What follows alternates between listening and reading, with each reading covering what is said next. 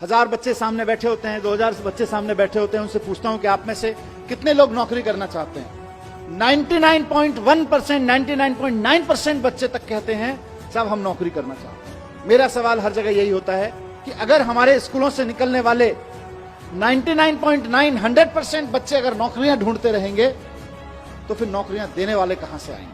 अगर हम सिर्फ अपने स्कूलों से नौकरियां ढूंढने वाले लोग पैदा करेंगे तो नौकरियां देने वाले लोग कहां से आएंगे? कोई भी प्रोडक्ट खरीदना हो लोग अमेज़न पे खरीदते हैं। हमारे यहां का लड़का उसको चलाता है, मेहनत करके उसका सॉफ्टवेयर बनाता है, हमारे आईआईटी से निकला हुआ। हमको खाली तनख्वाह हाथ में आती है देश को, देश की इकोनॉमी को, और अमेरिका को सारी दुनिया के जितने भी लोग उससे अमेज़न को यूज करके कुछ खरीद रहे हैं, उसका सारा प्रॉफिट अमेरिका में चला जाता है। फिर हम कैसे उम्मीद करें कि अमेरिका के मुकाबले हमारी देश की इकोनॉमी बढ़ेगी? देश की इकोनॉमी को जॉब सीकर्स आगे नहीं बढ़ाते हैं, देश की इकोनॉमी को जॉब प्रोवाइडर्स आगे बढ़ाते हैं। दोनों चीजों में, इकोनॉमी के पॉइंट ऑफ व्यू से भी और जॉब के पॉइंट ऑफ व्यू से भी। और इसको गांठ बांधने में चाहता हूं सारे प्रिंसिपल, सारे टीचर्स, हमारे जितने साथी हैं। जिस वक्त हम देशभक्ति की बात करते हैं ना, कि जब दुश्मन की सेना सामने खड़ी हो तो देश के लिए जान देना देशभक्ति है, लेकिन जब बेरोजगारों की सेना सामने खड़ी हो तो देश के लिए नौकरियां देना देशभक्ति है। आप अपने स्कूलों से देशभक्त पैदा करें। हम खूब 15 अगस्त मनाएं, खूब 26 जनवरी मनाएं, अपने लड़के लड़कियों को तैयार करें देश के लिए जान देने के लिए, लेकिन साथ साथ अपने लड़के लड़कियों को तैयार करें देश को नौकरियां देने के लिए। क्योंकि नौकरियां नहीं रहेंगी तो जितने सुसाइड देश भर में हो जाते हैं उससे कम लोग बॉर्डर पे मारे जाते हैं। अगर बात बॉर्डर की बात करें तो अभी दुश्मन की सेना से जो खतरा है वो तो होता ही है, किसी भी मुल्क को होता है, लेकिन सबसे ज्यादा खतरा देश के नौजवानों को आज बेरोजगारी से है। और बेरोजगारी का मुकाबला करने के लिए हमें देशभक्त पैदा करने पड़ेंगे, ऐसे देशभक्त पैदा करने पड़ेंगे जो हजारों हजारों लोगों को नौकरियां दे सके। हम चाहते हैं कि बच्चे का डर निकले, हम चाहते हैं कि बच्चे के अंदर कुछ नया करने की, कुछ बड़ा करने की हिम्मत पैदा हो।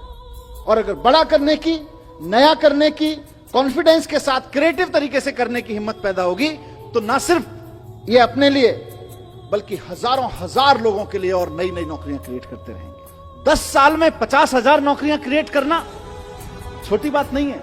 देश की सारी सरकारें मिलकर 10 साल में 50,000 नौकरियां क्रिएट नहीं कर सकती हैं, जितना एक लड़के ने खड़े होकर करके दिखा दिया। या एक छोटे से मतलब क्या आईआईटी के ग्रेजुएट ने 10 साल के अंदर अंदर खड़ी करके 3-4 लड़के मिले, ये लोगों ने करके दिखा दी। सारी सरकारें मिलकर उतनी नौकरियां नहीं पैदा कर सकती। कितनी पोजीशन क्रिएट करोगे आप सरकारों में? कंपनियां, एग्जिस्टिंग कंपनियां कितनी पोजीशन क्रिएट करोगे? वहां से नहीं निकलेंगी, नया सोचने से, बड़ा सोचने वालों की निकलेंगी। और आज अनफॉर्चुनेटली जो बहुत बहुत बड़ी कंपनियां हैं, मल्टीनेशनल कंपनियां हैं, उनमें जॉब्स बढ़ने वाले नहीं है। वहां तो जॉब्स बड़े बड़े लोगों को आईआईएम से निकलने के बाद, आईआईटी से निकलने के बाद इसलिए दिए जा रहे हैं कि भाई हम आपको 5 लाख रुपए का पैकेज देंगे, आप ऐसा करो कि हमारे यहां से 5,000 लोगों की रिक्वायरमेंट कम कर दो। ऐसा काम करके दिखाओ। तो बड़ी कंपनियों में जॉब्स नहीं निकलेंगे। बहुत बड़ी बड़ी कंपनियां जो मल्टीनेशनल कंपनियां हैं उनमें ज्यादा जॉब नहीं निकलेंगे। वहां तो इसी काम के लिए है। और सबसे बड़ी चीज नया, आज की तारीख में मार्केट में जो नौकरियां हैं उनके लिए तो हमें बच्चों को तैयार करना ही करना है, लेकिन साथ साथ ऐसी नौकरियां जो आज की तारीख में एग्जिस्ट नहीं करती हैं उनके लिए भी बच्चों को तैयार करना है। और दूसरी चीज ये भी है कि सिर्फ नौकरी देना नहीं है, आप इसको देश के पॉइंट ऑफ व्यू से देखिए। आप सोच के देखिए कि किसी स्कूल में पढ़ते होंगे, वहां से निकल के उसी माइंडसेट के साथ की नौकरी करनी है, जाके अमेरिका की एक बड़ी कंपनी में नौकरी कर ली। अब नुकसान क्या होता है? नुकसान यह होता है कि हम और आप मिलके बच्चों पे मेहनत करते हैं, मेहनत करके उसे आईआईटी, आईएम भेजते हैं, उसके बाद अमेरिका की कंपनी में नौकरी करता है, क्योंकि हमारे यहां तो नौकरी देने वाले लोग हैं नहीं, नौकरियां बनाने वाले लोग हैं नहीं, नौकरियां प्रोड्यूस करने वाले लोग हैं नहीं।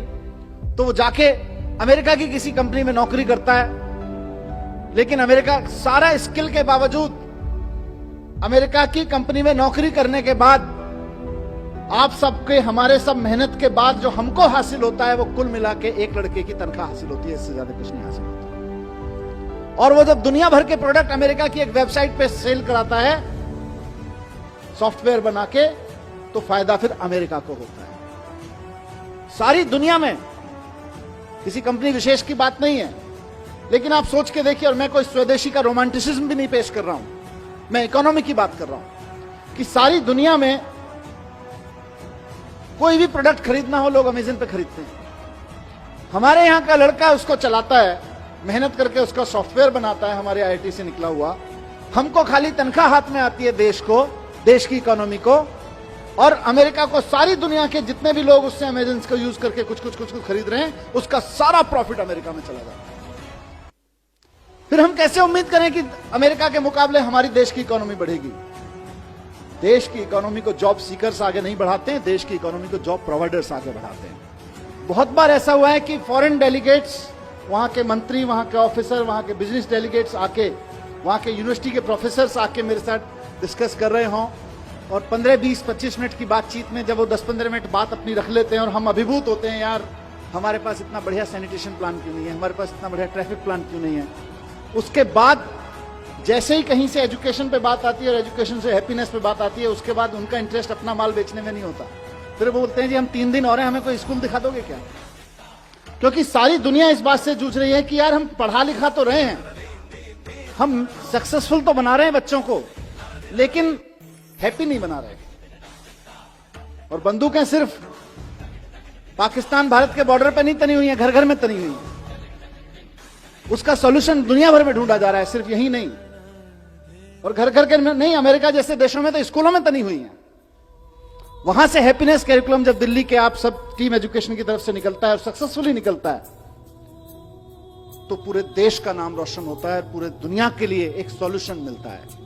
उसी तरह से आज एंटरप्रेन्योरशिप कैरिकुलम के बारे में मुझे पूरा भरोसा है कि आने वाले समय में दुनिया की सबसे बेस्ट यूनिवर्सिटीज, दुनिया के सबसे बेस्ट स्कूल्स जो इस बात को लेकर बहुत कॉन्फिडेंट हैं कि आप हमारे यहां बच्चा भेज के देखिए, हम ये सुनिश्चित कर देंगे कि बच्चा किसी भी मैथमेटिकल कैलकुलेशन में गलती नहीं करेगा, हम ये सुनिश्चित कर देंगे कि बच्चा किसी भी ग्रामर, किसी भी ह्यूमैनिटी के सब्जेक्ट के किसी भी कैरिकुलम में गलती नहीं करेगा। वो इस बात को समझेंगे कि हमने बच्चे को स्किल्स तो दे दी, नॉलेज तो दे दी, पर उस नॉलेज का बच्चा क्या करे, उस नॉलेज के सहारे अपनी जिंदगी कैसे जिए और दूसरों को जीने में मदद कैसे करे, उसको अगर अप्लाई करना है तो एंटरप्रेन्योरशिप कैरिकुलम को समझना पड़ेगा, एंटरप्रेन्योरशिप माइंडसेट को समझना पड़ेगा। और मैं बड़ी बड़ी बातें छोड़ दीजिए, दुनिया देखे ना देखे, हमें तो अपनी प्रॉब्लम भी तो देखनी है। हमारी अपनी प्रॉब्लम्स कितनी है? हमारी प्रॉब्लम्स हैं कि आज हमारे यहां लड़के लड़कियों को हम बहुत अच्छा पढ़ा के उनके हाथ में डिग्रियां दे रहे हैं, लेकिन उनकी बेचारों की स्थिति यह है कि देश के किसी भी कोने में अगर किसी सरकारी डिपार्टमेंट में चपरासी भी की नौकरी निकलती है तो पीएचडी, पोस्ट ग्रेजुएट, ग्रेजुएट लड़कियों की लाइन लगी होती है। 3-3, 4-4 हजार बच्चे उसके लिए अप्लाई करते हैं, लाखों लोग उसके लिए अप्लाई करते हैं। क्यों? क्योंकि हमने पीएचडी की डिग्री तो दे दी, नॉलेज तो दे दी, पोस्ट ग्रेजुएशन की डिग्री तो दे दी, नॉलेज तो दे दी, ग्रेजुएशन की डिग्री, नॉलेज तो दे दी, लेकिन उसका करना क्या है ये नहीं दिया। उस नॉलेज के बेस पे मैं क्या कर सकता हूं ये नहीं दिया। इस नॉलेज के बेस पे क्या कर सकते हैं, इसी का नाम एंटरप्रेन्योरशिप कैरिकुलम है, इसी का नाम एंटरप्रेन्योरशिप माइंडसेट है। तो हमारे देश की सबसे बड़ी समस्या जो अनएम्प्लॉयमेंट है आज की तारीख में, उसका समाधान इससे निकलने वाला है कि अगर 1% बच्चे भी आगे बढ़ के एक्चुअली एंटरप्रेन्योर्स बनने की दिशा में चल पड़े तो इंडिया को सुपर पावर बनने से कोई नहीं रोक सकता है। Super power